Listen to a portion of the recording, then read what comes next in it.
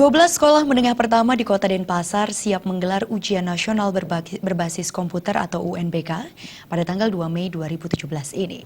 Persiapan telah dilakukan tidak hanya simulasi percobaan pelaksanaan UN, tetapi juga kerjasama dengan sekolah lain dalam hal pengadaan komputer.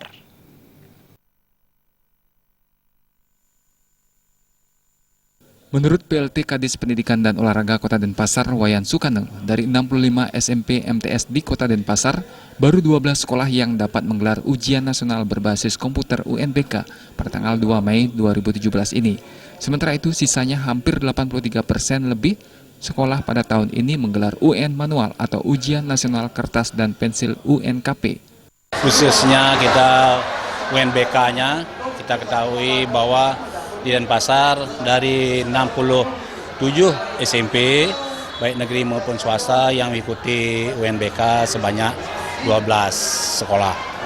Itu dari 3 SMP negeri, 9 SMP swasta. Naskah dengan ketat kita tempatkan di Dinas Dispora, kita dijaga dengan pihak kepolisian. Ya, selanjutnya nanti pendistribusiannya nanti dan masing-masing sekolah mulai tanggal 2 langsung.